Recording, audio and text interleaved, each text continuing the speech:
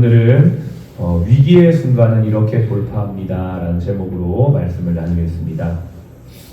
복음이라고 하는 말은 말 그대로 기쁜 소식이죠. 그런데 이 복음이라는 단어를 들은 사람은 자신의 생각과 또 관점, 또 가치관에 따라 다르게 이해하고 받아들입니다. 특별히 로마 시대에서 이 복음이라는 말은 황제의 아들의 탄생을 의미할 때 이 복음이라는 말을 썼고, 또 로마가 전쟁에서 승리했던 그 승전보를 전할 때 이 복음, 기쁜 소식이라고 이 단어를 썼던 것이죠. 그런데 바울은 이 복음이라는 단어에 하나님의 복음을 이렇게 입혀서 이 복음은 황제의 아들이 태어난 것이 아니라 하나님의 아들이신 예수 그리스도가 이 땅에 태어난 소식이 진짜 복음이고, 전쟁에서 승리한 것의 문제가 아니라 죄에서 사망 권세를 승리하시고 부활하신 예수 그리스도의 그 승리를 말할 때 이 복음이라고 사용했던 것입니다. 우리가 읽었더니 본문에서 바울은 자신의 간증을 통해 성령의 지혜로 이야기를 풀어가다가 오늘 이 바리새인과 사두개인들 앞에서 자신의 신분인 바리새인임을 이제 증명하게 됩니다. 나타내게 됩니다. 그러면서 6절에 보면 후반부에 이렇게 나와 있어요. 형제들아, 나는 바리새인이요 또 바리새인의 아들이라 죽은 자의 소망 곧 부활로 말미암아 내가 신문을 받노라, 이렇게 이야기를 해요. 바울의 이 고백으로 인해서 부활을 믿는 바리새인들과 부활을 믿지 않는 사두개인들 사이에 큰 다툼이 생겨나게 되는 것이죠. 7절입니다. 그 말을 한즉 바리새인과 사두개인 사이에 다툼이 생겨 무리가 나누어지니 이는 사두개인은 부활도 없고 천사도 없고 영도 없다 하고 바리새인은 다 있다 함이더라. 바울의 간증, 그리고 그 간증의 내용 중에 자신은 예수 그리스도의 부활을 믿는다라고 하니 복음, 또 순수 복음에 대한 간증은 바리새인들에게는 부활을 믿는 그들에게는 동질감을, 또 부활 믿지 않는 사두개인들에게는 이질감을 불러일으키므로 바울과 다투던 그들이 이제는 바울을 두고 다투게 되는 거죠. 바울을 향해서 함께 싸웠던 그들이 이제는 바울을 가운데 놓고 서로가 싸우게 되는 그러한 모습을 보여주게 됩니다. 이 다툼은 아주 대단한 모습으로 나타나는데요. 9절에 보면 크게 떠들세 바리새인 편에서 몇 서기관이 일어나 다투어 이르되 우리가 이 사람을 보니 악한 것이 없도다. 또 혹은 영이나 혹은 천사가 그에게 말하였으면 어찌하겠느냐 하여 큰 분쟁이 생기니라고 되어 있습니다. 이게 얼마나 큰 분쟁인지 이렇게 말하면서 10절의 뒤에 보면 이 바울이 중간에서 서로 끼어있는 다툼에 고리싸움에 새우등 터지는 것처럼 해를 입을까 하여 이 천부장은 바울을 영내로 보호하는 모습을 보여지게 됩니다. 이 과정을 통해 바울은 또 한 번의 위기에서 벗어나게 되죠. 어떻게 이 위기를 벗어날 수가 있었을까요? 이 본문이 우리에게 그것을 말해주고 있습니다. 그것은 바울의 분명한 순수한 복음신앙, 부활신앙 때문에 그렇습니다. 위기의 순간에서도 타협하지 않는 부활을 증거했던 것, 그냥 정주행을 했던 것이죠. 정면 승부를 걸었던 것입니다. 위기의 순간에서 누구를 기쁘게 한다든지 그 현실을 타협한 게 아니고 그대로 살아있는 그 복음의 말씀을 전했던 것이 생각지 않게 그를 보호하는 길로 인도해 주었던 것들을 볼 수가 있죠. 오늘 이 본문에 보면 바리새인들이 부활을 믿는다라고 했지만 사실은 이들은 지식적인 부활, 전통적인 부활의 가르침만 믿었던 것으로 여겨집니다. 왜냐하면 예수 그리스도의 부활을 믿지 않았기 때문입니다. 지금 바울이 말하는 부활은 다른 어떠한 일반적인 부활을 말하는 것이 아니라 예수 그리스도의 부활을 말하고 있는 것이죠. 그러나 이 바리새인들은 그냥 부활이라고 하는 전통적인 또 지식적인 수준의 믿음으로 이 부활을 이해했고, 바울은 지금 같은 부활을 말하지만 예수 그리스도의 부활을 통하여 우리가 영원한 생명을 얻는 이 순수 복음을 말하고 있는 그런 관점이기 때문에 같은 부활을 말하더라도 다르게 이해하고 있는 모습을 볼 수가 있는 것입니다. 우리도 마찬가지입니다. 같은 하나님을 믿더라도 나의 주인으로, 나의 구세주로 믿는 사람이 있고 하나님을 나를 도와주시는 신이나 능력 정도로 믿는 사람도 있어요. 이들은 모두 하나님을 믿고 있죠. 같은 하나님을 믿고 있지만 사실은 다르게 이해하고 있는 것입니다. 어제 제 아내를 통해서 처제가 신년의 말씀을 뽑았는데 이 말씀이 잘 이해가 되지 않는다. 그래서 저에게 연락이 왔습니다. 그 말씀은 잠언 24장 말씀이었는데요. 대저 의인은 7번 넘어지더라도 다시 일어나려니와 악인은 재앙으로 말미암아 엎드려지리라. 이 말씀이에요. 이 말씀을 뽑았는데 잘 이해가 안 됐다는 거죠. 여기에서 말하는 의인은 어떤 사람이냐? 자신의 모든 힘과 능력과 지혜의 근원이 하나님이심을 인정하기 때문에 어떠한 경우라도 합력해서 선을 이루시는 그 하나님을 신뢰하는 사람을 말합니다. 의인은 착하게 살고 죄를 짓지 않고 살아가는 사람을 말하는 게 아니에요. 성경에서의 의인은 하나님이 나의 주인이시고 하나님이 내 삶의 주권자라는 걸 인정하며 그분 앞에 겸손히 모든 것을 맡기고 나아가는 사람. 때로는 죄를 지을 수 있고 넘어질 수 있지만 그럼에도 불구하고 하나님의 말씀을 바라보며 달려가는 그 사람을 의인이라고 얘기했죠. 어저께도 아브라함의 이야기를 잠시 나눴지만 아브라함이 죄가 없고 완전해서 그를 의인이라고 말한 게 아니에요. 하나님을 믿으니 그 일을 그의 의로 여겼다라고 하는 그 말씀처럼 하나님의 절대 주권을 신뢰하며 나아가는 그 사람이 하나님이 말씀하신 의인이라는 것이죠.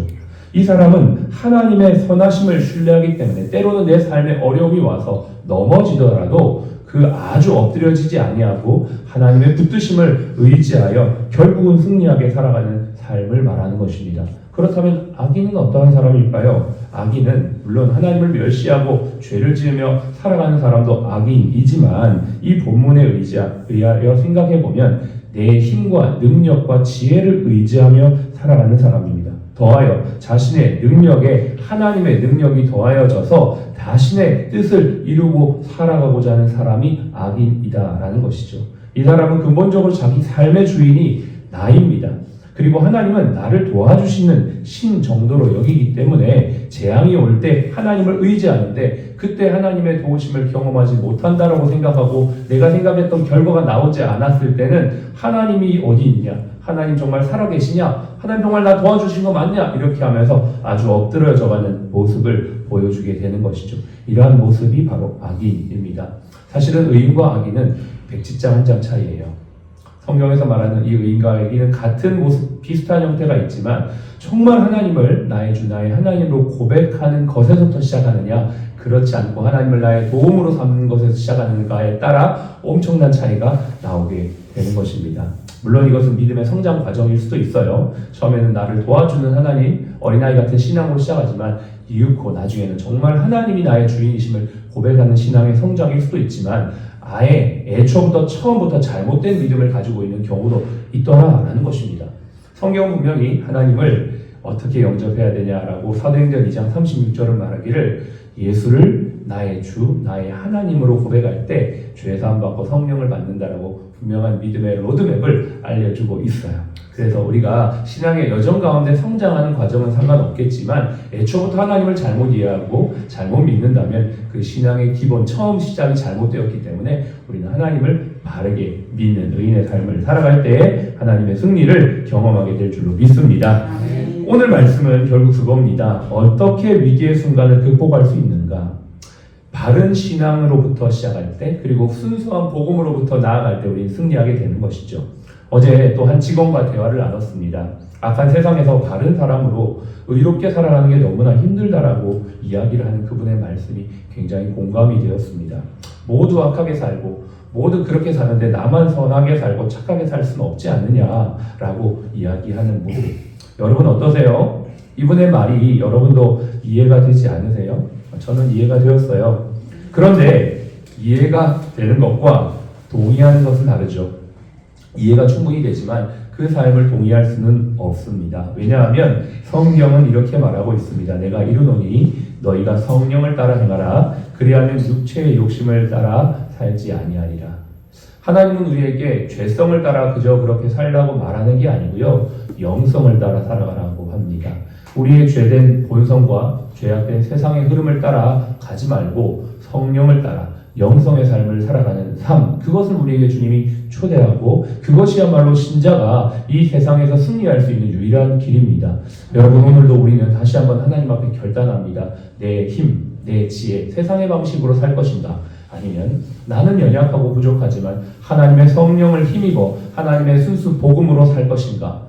그러나 여러분 우리의 결단은 엄청난 결과의 차이를 낼 수가 있다는 것을 성경을 통해 다시 한번 보면서 우리 오늘 이렇게 결단했으면 좋겠어요. 어떤 위기, 어려움, 또 고난이 와도 하나님의 순수 복음 위에 서서 그 길을 정로로 간다라고 결단한다면 하나님이 반드시 저와 여러분의 삶을 인도하실 줄로 믿습니다. 아멘. 오늘 바울도 바리새인과 사두개인의 다툼 속에서 타협하지 않고 끝까지 순수 복음과 부활을 외쳤어요. 그럴 때 하나님은 생각지 못한 방식, 그들이 자중질환이 일어나서 바울을 보호하는 하나님의 놀라운 방식으로 역사했던 것들을 봅니다. 여기에서 끝나는 것이 아니에요. 11절을 가보겠습니다. 11절 같이 읽어보겠습니다. 그날 밤에 주께서 바울 곁에 서서 이르시되 담대하라, 내가 예루살렘에서 나의 일을 증언한 것 같이 로마에서도 증언하여야 하리라 하시니라. 아멘. 세 가지의 동사에 우리는 주목할 수가 있습니다. 첫 번째는 무엇입니까? 밤에 주께서 바울의 곁에 서서라고 말하고 있어요. 그렇습니다. 이 밤은 물리적인 밤이기도 하지만 영적인 밤, 고난의 때 어려운 순간일 수도 있어요. 그때에 주님은 어떻게 계십니까? 우리 곁에 계시는 거예요. 여러분이 힘들고 어렵고 고난스러운 상황 속에서 순수 복음과 믿음을 지키며 가는 그 순간에 주님이 어디 계실까요? 바로 여러분 곁에 계신 줄로 믿습니다. 수술하는 그 자리에 함께 하신 줄로 믿습니다. 진료하는 그 자리에 함께 하신 줄로 믿습니다. 여러분이 아무도 보지 않는 그 자리에 주님은 함께 곁에 서 있는 것입니다. 이 어두운 시대 속에서 저와 여러분들이 정말 순수 복음을 외칠 수 있는 믿음으로 나아갈 수 있기를 바랍니다. 그럴 때 주님이 곁에 서서 함께 하십니다. 두 번째 어떤 단어가 있습니까? 담대하라. 그렇습니다. 이거는 주님이 함께 있기 때문에 결과적으로 따라오는 단어입니다. 여러분 담대하십시오. 어제도 바울이 담대하게 주님의 복음을 증거했던 것처럼 오늘도 주님이 여러분 곁에서 계신다는 걸 믿으시고 담대하게 힘차게 이 하루 이 삶을 살아가시기를 축복합니다. 아멘. 그리고 세 번째는 무엇이냐면 나의 일을 증언하여야 한다. 예, 나의 일을 주님의 일을 증언하는 자들입니다. 우리는 어떤 다른 나의 이론이나 사상을 펼치는 것이 아니라 결국 우리는 이 복음 주님의 일을 전하는 것입니다. 이번 마다가스카르 선교도 사실 우리가 하고 섬기고 치료하지만 결국은 주님의 복음이 드러나는 것이고 주님의 주님 되심이 나타나는 것이고 우리 병원도 정말 발전하고 성장하여서 결국 우리의 이름이 드러나는 것이 아니라 주님의 이름이 드러나는 것. 그걸 주님이 기뻐하시고 그것이 우리의 삶의 소원이고 그것이 우리 평생의 기도 제목이 될 때 어떤 위기의 순간이 오더라도 주님은 저와 여러분들을 보호하시고 피할 길을 주시고 승리케 하실 줄로 믿습니다. 오늘 그 주님을 기억하시면서 내 곁에 있는 주님과 함께 담대하게 주의 길을 걸어가는 저와 여러분의 삶이 되시기를 축복합니다. 기도합시다. 우리 1분만 기도하겠습니다. 11절 말씀을 특별히 여러분 생각하십시오. 여러분 곁에 서 계시는 주님이 말씀하시는 음성을 듣고 주님 그렇습니다. 제가 주의 일을 끝까지 증언하겠습니다. 주님 저에게 힘을 오늘도 주시고 순수복음 부활의 신앙으로 이 마지막 시대에 승리하는 우리 민족, 이 교회, 우리 모든 성도들 될 수 있도록 도와주시옵소서. 기도하겠습니다. 하나님 아버지 감사합니다. 오늘은 우리에게 또 주님께서 큰 위로의 말씀으로 함께 하십니다. 우리는 하나님 때로는 위기를 만나고 고난을 만납니다. 그리고 우리의 신앙에 아버지 하나님 흔들림을 경험합니다. 그럼에도 불구하고 우리는 본질에 충실한 자, 기본에 충실한 자, 바른 신앙 위에 서 있는 자, 바른 복음 위에 서 있는 자, 부활 신앙의 굳건히 선 자가 되기를 원합니다. 그리고 그 길을 걸어가는 자들이 되기를 원합니다. 우리 사랑 플러스에 있는 모든 아버지 임직원들과 아버지 환우분들을 지켜주시옵소서. 오늘도 주님 곁에 아버지 하나님 우리가 딱 붙어서 담대하게 이 길을 걸어가게 하여 주옵소서. 우리가 주님의 음성을 듣기를 원하고 주님이 우리에게 말씀하시는 이 사명을 너는 다 감당하여야 하리라 하는 이 주님의 말씀을 듣기를 원합니다. 아버지 하나님 우리가 해도 되고 안 해도 되는 것이 아니라 주의 일을 감당하여야 하리라 라고 말씀하시는 그 음성을 붙잡고 주님의 길을 걷기에 부족함이 없도록 아버지 하나님 우리 모든 아버지 하나님 병원의 임직원들 우리 병원장님이야 모든 아버지 하나님 직원들을 붙잡아 주시옵소서. 오늘도 주님의 은혜와 능력의 손으로 강건하게 하시어 아버지 우리 모든 만우들이 이 음성을 듣게 하시고 이에 그 그리스도를 마음에 영접하는 놀라운 역사가 일어나도록 축복하여 주시옵소서. 지금은 우리의 생명이요 부활이신 예수 그리스도의 은혜와 아버지 하나님의 극진하신 사랑하심과 성령님의 내주교통 충만 인도하심이 오늘 우리 곁에 서서 말씀하시고 담대케 하시며 사명을 완숙케 하시는 주님을 따라 걷기를 원하는 우리 모든 사랑 플러스 임직원 위에 또 우리 환우분들 머리 위에 지금부터 영원토록 함께 하시기를 예수님의 이름으로 축복하며 기도합니다. 아멘.